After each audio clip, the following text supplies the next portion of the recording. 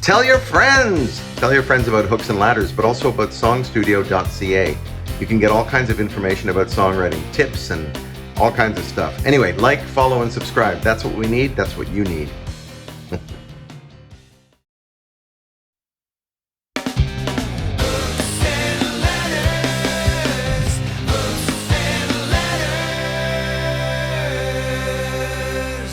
So, welcome. Yes. Yeah, Thank you. I'm really glad Great you're to be here. To me, it speaks to the Lawrence that I know as a very generous person. You're a generous person to come here and share your insights and so forth with us, but you're also a really generous performer. And I want to know where that started, because what I understand, I never saw Rheingold, your first serious band. Is that fair to say? I would bring that up right off the bat. Exactly. Rheingold was the name of Lawrence's first serious band. Rheingold was how I heard it pronounced. And Das Rheingold. And but what I heard about them was their front man was amazing, because he was so he performed so well and so enthusiastically. He was so in the moment, and the songs were ambitious in a way that a lot of rock band songs aren't. And I'm curious, where did the urge to perform come from? And well, great opening question to it, because actually it's funny. I was thinking of Rheingold just the other day, because Putin said that Wagner didn't exist. He did. He wrote that opera, Das Rheingold. Anyway, Rheingold was a band that was very much I'd just come out of the Royal Conservatory, so like yourselves, in a kind of a institutionalized way of learning, which I actually do support in a lot of ways, or do think there are great benefits to it. So I had a lot of classical influence in my brain, right? But always wanting to be a rock songwriter and performer. So still, I love, because I grew up, really came musically of age during the progressive rock era, where, keyboard players in particular, you could see the classical influence in their playing so much. All the Tony Banks of Genesis, and Rick Wakeman of Yes, and Keith Emerson and Elton John. They all had that kind of classical underpinning to their music, and quite honestly to their songwriting structure as well. And they weren't afraid to be adventurous, as what Blair was just saying, to be adventurous in their songwriting.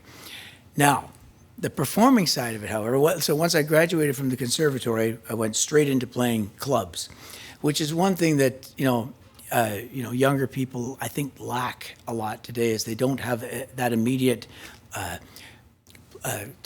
club circuit scene that they can go and play 6 nights a week for 52 weeks a year if they so choose, which is what we did for the first 5 years that I was in music professionally.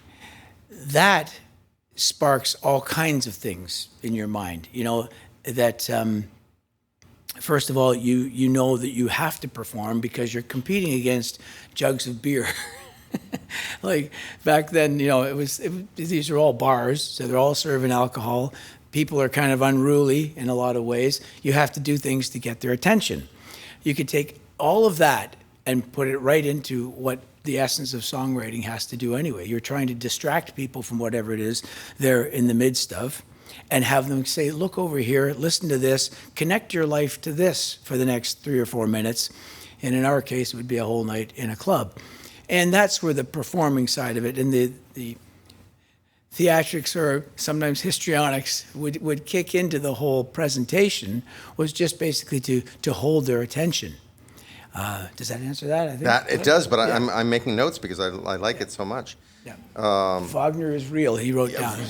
Wagner is real, but also the idea that you're inviting people to be distracted from whatever it is going on in their lives for the next 3.5 minutes or so, and you're trying to hold their attention. Right. This is a really important concept for songwriters, because so often we approach songwriting.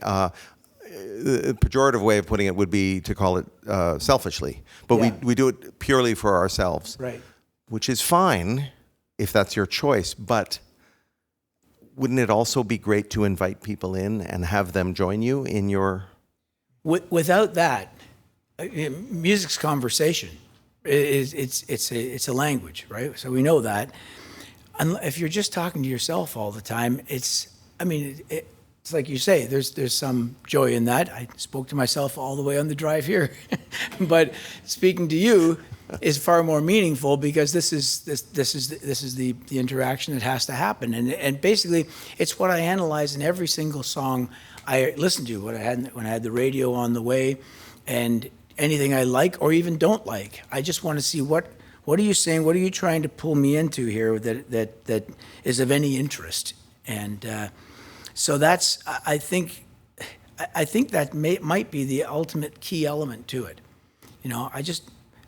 Back to classical music for 1 second, because we really are, as devoted to music now as people were hundreds of years ago when they first formulated how to record it in whatever way they could do. I just read a whole book again about Beethoven. Why would he keep composing after he had gone deaf? And I think part of it was that's the only way he could communicate with the world. First of all, he had to express his own inner turmoil, but he brought that forth to the world where it resonated with them. I mean, that's what the whole thing is this mysterious language of resonance, that vibration that's connecting us. And we, without getting too esoteric or too cosmic about it, you want in any song, you want something to pull people into to whatever the subject matter, even if there's no subject, just something has to pull them in. And that to me is the heart of it. All right, thank you. No, because I agree 100%. The end. the end, exactly. Yeah. But I mean, for me, that's it. That's the nub of it right there. Yeah. The whole thing. I will ask my students at Seneca College where I teach, or here, I'll say, why do we write songs? And most people say for self-expression, and they say for therapy. A lot of my students say for absolutely, therapy, and I agree with that's part of it. Yeah, there's no question, except they're missing part of the equation, which is that there's a receiver and as you say, a conversation. I think that's really, really important. There is, but the therapy part does hold a great weight as well, because so often, my method of songwriting became, let me call it that, it became forcing myself to not leave a room until I had something, so that would mean I would basically, parents' basement in Scarborough, be in that room, and I'm not going out that door until I have something, and I've got nothing to write about. I've got an empty, blank page. I don't have any notes that are grabbing me, but there has to be something there. And as I went deeper into this is where it is the selfish thing, and it's a self-absorbent exercise. The deeper I went into it, when I finally would get one little thread that I could pull on, you started to discover, here's a subject, and the deeper you go into it, you begin to realize there's an honesty level that kicks in. So you've gone from the chore, and you've gone from the goal. Let's call it that for a second, because the goal is I want to write a hit. Okay, that goes away to where you're getting down to starting to discover how I really feel about this, how I actually feel about this, whatever the subject is. It can be a superfluous thing, or it can be something where you wind up getting deeper and deeper into it. And then suddenly you're down at a level where, this is actually how I feel about this. There are probably people out there who feel exactly this way. I've expressed it in a way where it's honest to myself, so it could be honest to others. It could be. Yeah, you don't know for sure. And that's where I would usually call my brother. I'd wait for him to get home from school, bring him into the room and say, check this out, and listen to it. And he'd go, either he'd just, he's in the middle of his day as well. And he might react with now, what's this about? And I knew it was, I'm missing the mark in some ways. Audience of one, what does he know? But that became an important factor. Is this working with people? Sometimes, go back a little bit to that club experience again. I would choose some far-flung subject matter that could be difficult for people to drink in, especially in a club. Especially where they're drinking in. Where they're already drinking plenty in. And that began to come to light in my mind. It's like the subject matter I'm getting into is it's too cerebral. That's the word that was used as a criticism early on in my career was, your stuff, it's too cerebral. That was one of the top management companies here in Toronto that would come and see our band would make that comment.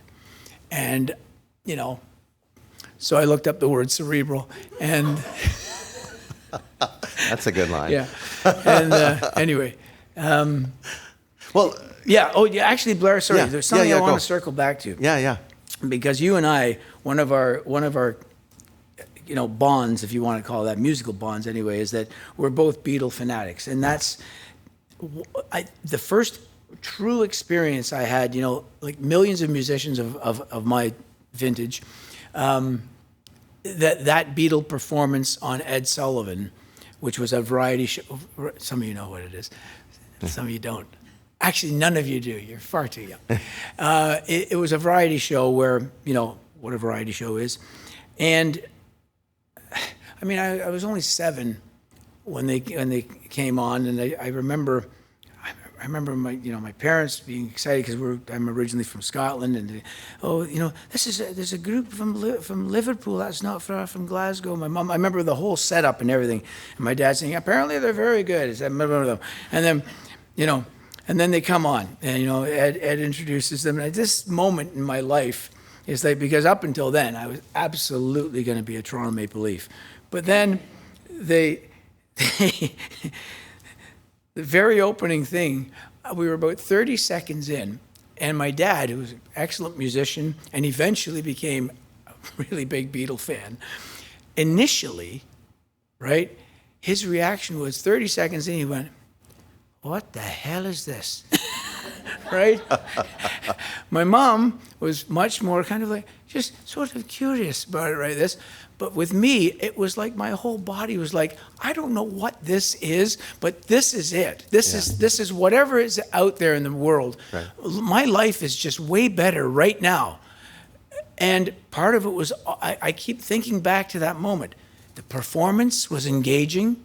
They looked weird, you know what I mean, at the time, but they looked like that you instantly wanted them to be your best friend.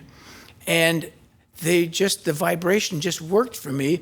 And the fact that my dad was resistant to it, it's weird. Even at that young age, I thought, this isn't for you, And that's part of what I have to keep in mind when I listen to some of newer things. Now, I love lots of new music, like tons of it, but it's usually new music that is anchored somewhere in the rock tradition over the last 50 years of the 20th century, somewhere anchored there. Whereas stuff that's completely electronic and completely, I'll just say, the hip hop world. I'm using a really broad term there. It's not for me. So that makes me even want to check it out even further and see what am I missing, what's not vibing with me, and that's just part of how it works. Is sometimes the music's not for a certain group of people, and I don't want to use ageism as the dividing factor because it's not necessarily that, no. But it's just it doesn't vibrate with some people, which is like the expression, unless you can inspire hate, you can't inspire love. It really is. There's a divisive quality to music as well. There really is. And I think the best music makes some kind of statement, even if it's a light statement, that makes some people resistant to it, or basically it's not for them. And that's so it's not bad if suddenly half your audience, or if I played a song for you and half of you went, not for me, and the other half might go, that's totally for me. Like, that's another great element of a good song, is that it divides.